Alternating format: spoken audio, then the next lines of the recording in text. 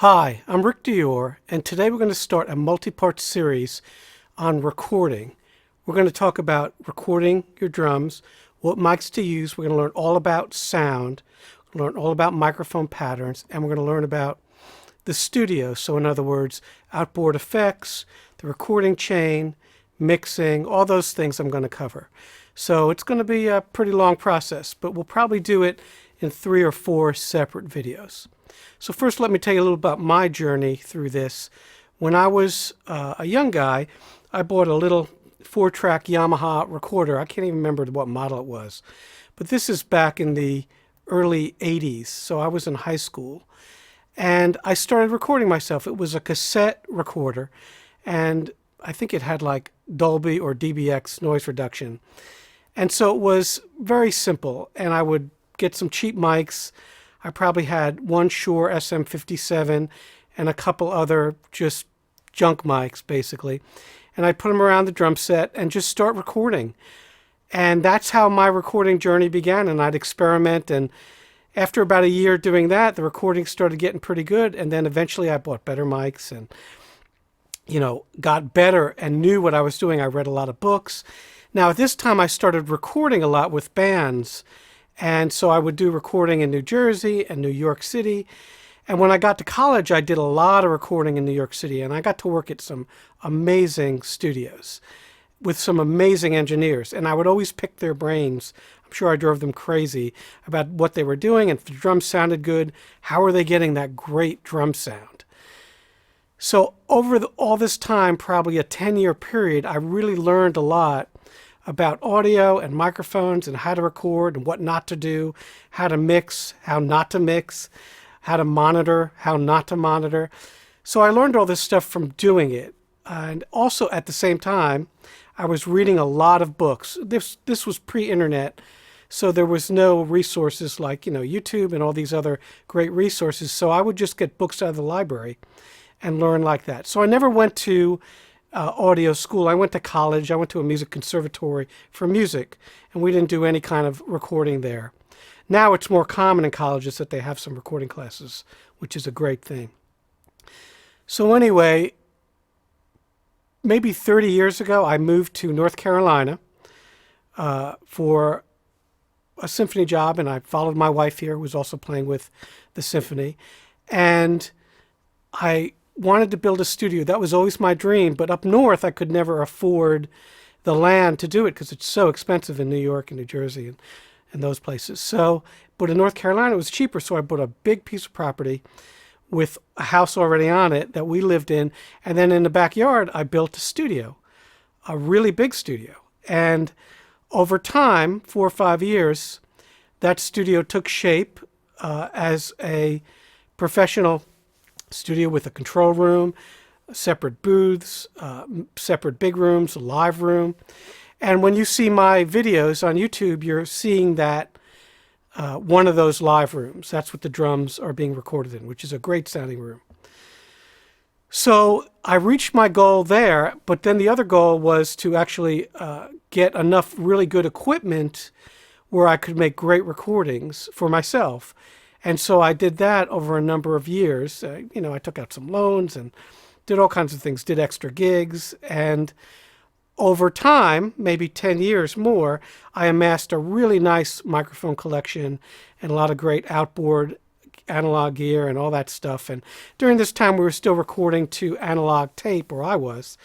And over time, that switched to all digital recording, which most studios are doing now. Although I do still prefer analog, but no one wants to pay for 2-inch tape anymore. So, but I do record all digitally now with really good converters made by Radar, which is a system, used to be out of Canada. And I guess they're there now, but I have a really good Radar system. So converters are the key for good recording. Now, the one thing that you're going to need to realize is that you're going to have to start small. So even if you're in your 30s now and you want to start recording, it's totally okay to get a couple cheap mics and a couple cheap outboard processing units and a cheap preamp and a cheap converter and whatever you need to do to get started, it's all good. Luckily, you're living in a time now when things are really inexpensive. There's a lot of imports, so you can get started for under $1,000. You can get a good set of mics, 2 mics, a preamp converter, and an audio program you can record with on your laptop, which back in the day was considered impossible. So that's a great thing now. And almost all my students who are serious about playing have some sort of system. I always tell them they need to record themselves. They need to start making videos. They need to start as soon as possible. So these videos will cover all of that, how to do that, what equipment you need. The first thing we need to speak about, though, today is how audio works. And it's important you know certain terms. We're not going to make this an audio course. Of course, I'd recommend taking that, and I'd recommend reading many books because there's a science to it. If you want to be an engineer, an audio engineer, you have to learn about engineering and electronics and all that kinds of stuff. So we'll talk about certain terms today. I'll try not to get too scientific with you, and I'll try to go slow, and I'll try not to ramble like I tend to do. So let's start out with sound. And it's important to know how sound exists, how it comes into fruition with our ears from instruments and just anything. So sound or instruments, let's say, vibrate against air molecules, which in turn pick up the vibration, and then they pass it along as sound waves, okay? When the vibrations hit your ears, you hear that as the sound. So that vibration of molecules is what's happening. So an example of that would be a speaker. So if you have a speaker, when the music's played through it, the cone moves out. When it moves out, it pushes those adjacent molecules together. And you call that compression when it's pushing those molecules together. So when it moves in, the molecules move farther apart, and that's called rarefaction. Rarefaction, hard to say that. So compressions have a higher normal atmospheric pressure. Rarefactions have a lower pressure than normal. So as those molecules move back and forth and pass a wave along, which is a sound wave, and sound, as we know, travels 1,130 feet per second. So at the receiving point, which is the ear or a microphone, the air pressure is going to vary up and down as the sound wave passes by. So if you saw a sine wave, which looks like this, those are those molecules traveling along that wave. So the smaller the wave, the higher the sound. So like a flute, for instance, would have a very small wave like that, whereas like a bass or a bass drum would have a big wave like this. Things below 80 hertz have a lot of space between them. Now, if you go on your audio editor, your DAW, digital audio workstation, whatever you have, whatever program you use in your computer, you can see that sound wave. So you can see what's actually happening there. Now, there's certain terms you need to know that adhere to the process of this. So for sound waves, the first one is cycle. So a cycle is a complete vibration from high to low. The next is amplitude, and that's the distance from the top of that wave to the center of that wave. And then there's peak amplitude. So that's the top of the wave, the very top. That's the volume, the largest volume. So the greater the amplitude, the louder the sound. So when you look at your waveform editor, those peaks are going to be higher than the soft stuff. Pretty obvious. Now, the frequency, which is another very important term, that's the number of vibration cycles that we just talked about, completed within a second. That's how we measure it. So the faster an instrument vibrates, the higher the sound. And that's measured in what we call hertz. So the abbreviation you'll see is Hz for that. And that stands for cycles per second. So in other words, 1,000 hertz equals 1,000 kilohertz, and that abbreviation is KHZ. And the higher that frequency, the higher the perceived pitch of the sound. So when you double the frequency, that raises the pitch 1 octave. Now, the best human hearing when we're born is probably going to be around 20 hertz, which is the lowest, to 20 kilohertz or 20,000 hertz. But most of us, especially as we get older, are going to hear about 20 hertz to maybe 15 kilohertz.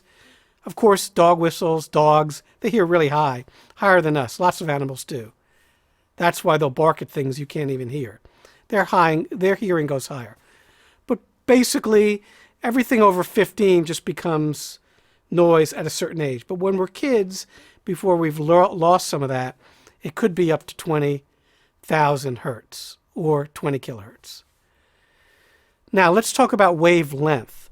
So wavelength is the physical distance from one peak of the wave to the next.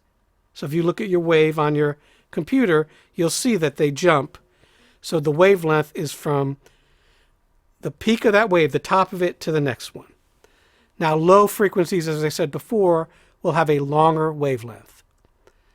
Another really important term when we're talking about this is phase. That's probably the most important term. So the phase of any point on the wave is its degree of progression in the cycle that we talked about.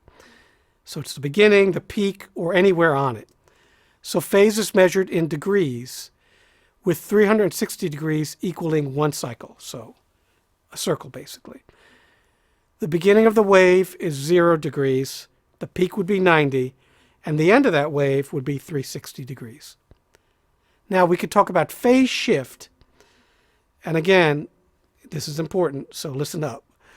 So if there are two identical waves traveling together, but one is delayed in respect to another, and there's lots of things that will cause that, which we'll talk about, that's called phase shift. So it's the time or space between the two waves. The more time, the more delay, and the more phase shift. So when there's a 180-degree shift between two identical waves, and they're combined, they'll actually disappear. They'll cancel themselves out. And you could experiment. You could play a tone and line them up on your DAW, and they'll actually disappear. It's pretty cool, actually, because I tried it. That's called phase cancellation. So you're going to hear phase cancellation when two mics are picking up the same source and are mixed together, but the time arrival to that mic is different. That can manifest itself in many ways. It can be a loss of bass. It can be kind of a phasey effect, like whoosh, whoosh. You hear that commonly if you record an audience and mics are out of phase. Cymbals is a huge culprit of this if drum mics are out of phase. Or if you're recording next to a reflective surface and that sound is bouncing back into the mic, it's going to cause some phase shift. And this affects the sound in a detrimental way. So you have to learn how to avoid that. Phase is going to be something we're going to talk about in the second video when we talk about stereo miking. And it's something to really keep your eye on, because that's the biggest thing that I do a lot of times. The work that I do is I'll get recordings from people to mix, and there's instruments that are literally out of phase. And when you flip the phase, in other words, you flip one channel of a stereo pair, all of a sudden the sound comes to life. There's bass, the stereo image is better, and they just didn't know about that, and they didn't know why it sounds so bad, and that's why. So that's something to study. Now, because most music is recorded in enclosed spaces and not outside, although music is recorded outside, obviously, you need to know about acoustics, and you need to know about room sound, what causes bad sounds, what's good for sound, and that's what we're going to talk about now. So every part of a room is going to affect the sound of a recording. Its size, its surfaces, be they hard or soft. The first thing you need to learn about are echoes. So when sound waves travel outwards from a sound source, some of that sound will travel directly to you, the listener, or a microphone, which is a listener in that case, and that's called direct sound. But the rest of the sound is going to hit the walls, the floor, the ceiling, really every other object that is in that room. So those surfaces will either absorb the sound, if it's soft, or reflect it back into the room, if it's hard. It's a hard surface, like a hard floor, hard ceiling, hard walls. Because sound waves take time to travel, which is basically about a foot a millisecond, the reflected sound arrives after the direct sound reaches the listener. So the delayed arrival of that reflected sound causes an echo of the original sound. So in larger rooms, those echoes are farther apart, since the sound waves have farther to travel. But in smaller rooms, they're super close, like rapid succession of echoes, which is called a flutter echo. Now, you'll get flutter echoes if you go into a room without any furniture that's drywall or sheetrock, same thing. Hard surfaces that are non-porous, hard ceiling, hard floor, hard walls. You clap your hands, you're going to hear that really awful kind of echo. Same thing if you go in a tunnel, a cement tunnel, those kinds of things. That's the least desirable acoustic environment to record in, unless you're looking for some sort of special effect. So drums recorded in that environment are intolerable, as is pretty much everything. So the key to that would be taking a room and putting soft things in it, and then hard surfaces. Now, most rooms have hard surfaces already, be it the walls, the floor, the ceiling. So you need to add soft surfaces to your recording environment, which can be furniture, rugs, a soft ceiling, which I use in my studio, anything to even out that sound. So you do need reflective surfaces, but you also need hard surfaces. So any environment that you're recording in, you need a mix of them. Now, you can record in a really dry environment. A super dry environment is called an anechoic chamber, where there's no echoes whatsoever, and that's what they use to test amplifiers and microphones and speakers and all that. And you'll have to add, in that sort of really dry environment, you'll have to add some sort of artificial reverberation. Reverberation is a series of multiple echoes, and they decrease intensity with time. So those echoes are so close together that they merge into a single sound. That's how it works. The timing of those echoes is random, and the echoes increase in number as they decay. So the time it takes for sound to decay to 60 dBs, that's a decibel. And really quickly, a decibel is how we measure volume of sound. And we'll talk more about that later. So the time it takes for sound to decay to 60 decibels below the original sound level, that's called reverberation time. So reverberation time is usually measured at 500 hertz. And the shape, the size, the surfaces of the room, like I said, have everything to do with the length and sound of that reverberation. So like we said, any kind of hard surfaces will be a brighter sounding reverberation and longer, because the sound is being bounced around the room by those hard surfaces many times per second. Now, as humans, we have the ability to distinguish between the direct sound of an instrument and the reverberation in a room. That's kind of a gift of human hearing. I'm sure animals can do the same thing.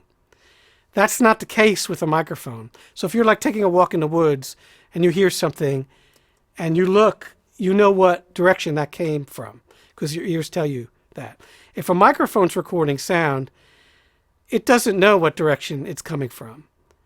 Depending on the pattern of the mic, which again we'll talk about in another video, but we can distinguish that. Our brains can distinguish that. We learn that, okay, from birth. But a microphone doesn't know any better. So depending on its polar pattern, it's going to capture various parts of that direct signal and reverberation, but it can't distinguish between the two. So this is why if you go to a live concert, it'll seem drier than if you hear a recording of it, because those microphones cannot discern between direct sound and reverberation sound. And when you're there, it'll seem drier because your ears will hone in on that direct sound. So these are important things to remember for your acoustic environment when you're recording. For mic placement, a huge thing if you're recording any instrument, but especially drums.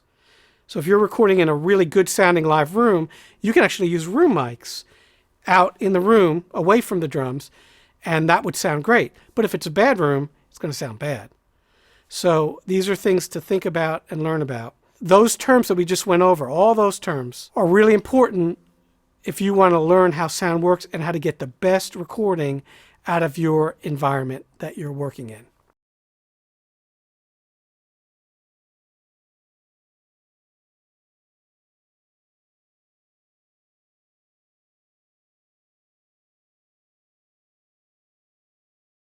So let's go now to the recording chain that you're going to be using to record yourself. So the components of a recording chain are, number one, the room that you're in. So in other words, wherever you're recording, in a closet, in your bedroom, in a really good studio, that's the first part of that recording chain. The next part is the actual instrument you're playing on. So whatever, if it's a guitar, drums, whatever it is, that's the next part. Then we have the microphone. So what's picking up that instrument, if it's an acoustic instrument. If you're running a bass guitar direct into a preamp, then that's out of the equation there, as is the room sound. But for drums, unless you're using electronic drums, then that's going to be, the microphone is a big part of that. I would say the most important part of that single chain. Next, you have a preamp, which you're going to need to amplify the microphone signal. The preamps right now, especially cheaper ones, can be combined with digital converters, which convert that analog signal into digital, so you can get the sound into your digital audio workstation. For starters, if you're doing that, I'd recommend getting one of those, a preamp combined with a DA converter, like a Focusrite or a Percussionists. Those are very inexpensive. Some of them have 8 channels. They're great. They're not the best sounding thing for professional recording, but for a basic recording, they work fantastic. The really expensive converters can be in the multiple thousands of dollars, as in the really great preamps can be as well, $2,000–$3,000 easy for a good preamp. The next part of that recording chain is going to be the recording device. Now, in the old days, that could have been anything from a cassette recorder to analog tape. It was always pretty much analog tape. But then PCM digital machines were invented, and now we have all kinds of computer programs, and everything's recorded digitally. Zeros and ones. That's how it is. Some people still record analog, like me. I do some of that. But most everybody's going to record digital. So that's the next part of that recording device, is your recorder, which you will need. Finally, another thing you're going to need are monitoring devices, so speakers or headphones. Please do not just mix with headphones. And we'll tell you why in a later, well, you know what? We'll tell you why now really quick. Headphones are binaural. In other words, your head has stuff in it, like your brain and your skull and all kinds of other things, blood. So when you put headphones on, you're only hearing one channel out of each ear, which is not how we hear. So if you if you mix with headphones, you're not getting a true sample of what you're hearing. And then when someone listens on speakers, it's not going to sound right. What I do is I mix on speakers, and then I check everything with headphones. I mix on several sets of speakers, big speakers, small speakers, crappy speakers, great speakers. And then I check it on several pair of headphones, because I know people listen with a lot of headphones now. And that's how I come up with a good mix. So a lot of people now, they're listening on laptops, listening on the worst possible situation. Speakers, they're not even really speakers, but they're this big, and they can't handle the low end, so you might not hear any low end. So you need to mix on all kinds of things. So don't just mix on headphones, mix on speakers so you can hear what the ears normally hear as best they can. So another part of the recording chain can be effects, and that includes gain and noise control devices such as compressors and noise gates. Can also include reverbs and delays, artificial ones, if you're in a dry room. So we're going to talk about that a lot in a later video. And then finally, if you're mixing multi-track, whatever mix-down device you have in your computer, or if you have a console, I like consoles because they're tactile, they have faders on them. So anything like that I enjoy a lot, but you can definitely mix on a computer, no problem. And then you would monitor with, again, headphones and speakers through that. So that's your recording chain, which is obviously very important. So you'll need most of those things I talked about, but not all. If you're recording with electronic drums or electronic instruments, you don't need microphones. But you know what? You're probably going to want to record with real drums. So that's going to do it for this first part of the video, and we'll be right back. It'll probably come up as a second video, so look for that on YouTube. And we're going to start talking about microphones and microphone techniques. Thanks.